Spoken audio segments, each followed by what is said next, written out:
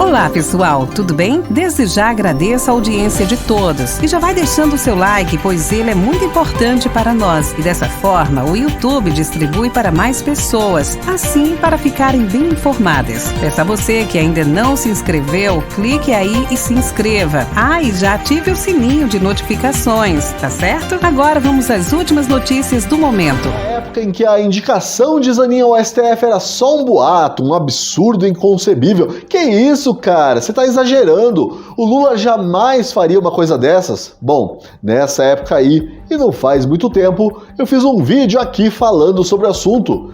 Diz aí, Pozonoff. Agora mesmo, ao anunciar que o tema deste vídeo é a possível, e acredite se quiser, provável indicação de Cristiano Zanin, advogado de Lula, para a vaga do ministro Ricardo Lewandowski no STF, a vontade é de dizer que a Suprema Corte vai virar um puxadinho do PT, ou talvez um puxadinho bolivariano do PT. Mas será que eu posso exercer esse meu direito à crítica? Ou isso vai ser considerado um ataque às instituições? Uau, que homem! Bom, de lá pra cá os absurdos foram se acumulando e me parece que as pessoas estão meio que anestesiadas, sabe? Você tá anestesiado? Tá, né? Fala a verdade. Bom, talvez eu esteja muito enganado e tomara mesmo que eu esteja enganado. Mas eu sinto que as pessoas não perceberam ainda a gravidade que é a indicação de Cristiano Zanin ao STF.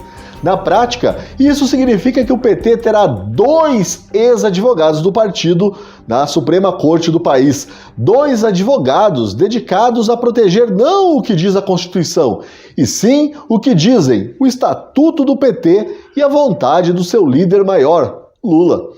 E eu sei que tem um pessoal aí que me considera exagerado porque eu digo que a gente já vive numa ditadura. Mas aí eu pergunto, que raios de democracia é essa em que um presidente ignora solenemente um artigo da Constituição, o 37, e tá tudo bem, tudo certo, tudo normal?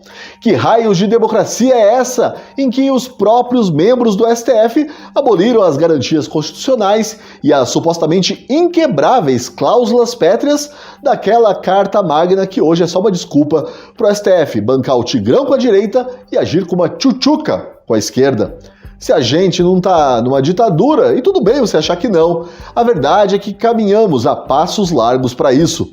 É o sonho daquela gente que lutou não pela democracia, mas pela ditadura do proletariado, se tornando realidade. Só que o sonho deles é a realização do nosso pesadelo. Mas hoje é terça-feira de uma semana mais curta e eu não quero te deixar deprimido logo no primeiro vídeo.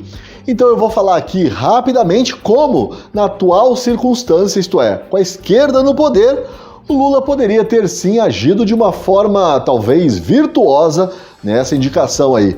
Em outras palavras, Lula poderia sim ter optado pela pacificação do Brasil neste momento.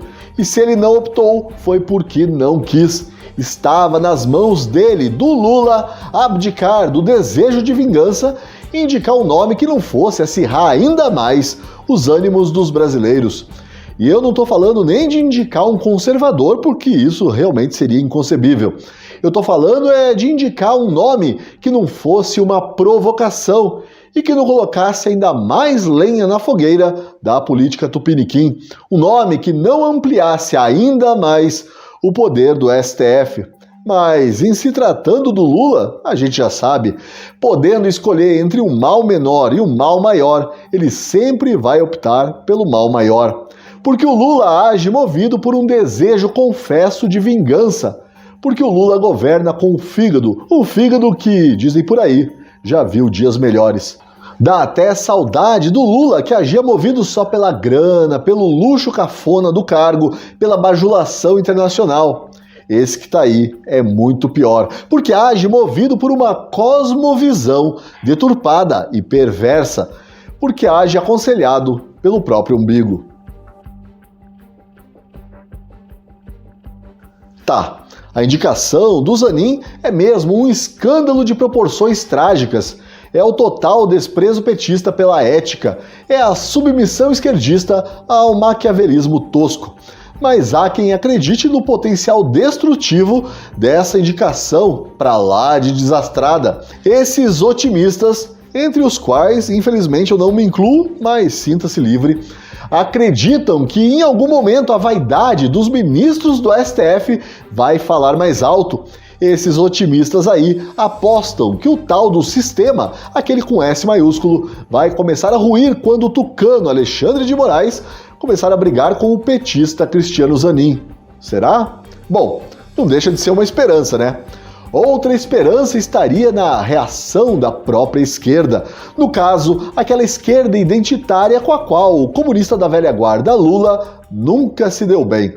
Um tal de Observatório da Branquitude, por exemplo, já mandou avisar que a lua de mel com o governo Lula acabou. E se você der uma procurada, vai encontrar nas redes sociais um descontentamento geral entre a extrema esquerda, a esquerda progressista, a esquerda identitária, chame como quiser, que queria uma mulher negra no STF. Mas o que me assusta mesmo nessa história é a passividade com que a população está aceitando tudo que vem do Lula. Eu disse passividade? Minto. E aqui eu não vou ficar tapando o sol com a peneira, não. Tem muita gente feliz com o aparelhamento petista do STF. Tem gente comemorando a censura, tem gente celebrando a perseguição, tem gente empolgada com as interpretações criativas da lei, tem gente fazendo a festa com a instalação de uma ditadura de esquerda no Brasil. Tem gente fazendo L com gosto. E tem também aqueles que não estão nem aí, ou porque não entendem o que está acontecendo, ou porque estão felizes com o triunfo da imoralidade. É duro, mas a gente tem que encarar os fatos. Para muitas pessoas, talvez até para a maioria dos brasileiros, essa coisa aí de liberdade, de justiça, essa coisa de democracia, essa coisa de princípios, essa coisa de civilização, essa coisa de fazer o certo não tem importância nenhuma. O importante é vencer. Não é à toa que vivemos no eterno e inalcançável país do futuro. No meu texto de hoje para a Gazeta do Povo, eu conto a história de um fracasso pessoal. É que eu tentei escrever a história do Moraes de Alexandre, esse aí que você vê na imagem, mas eu não consegui. Só explicando, o Moraes de Alexandre é o Alexandre de Moraes do mundo bizarro, do mundo de ponta cabeça, do mundo onde tudo é o contrário. E é claro que ao dizer que eu não consegui contar a história, eu acabei contando ao menos um pedaço dela.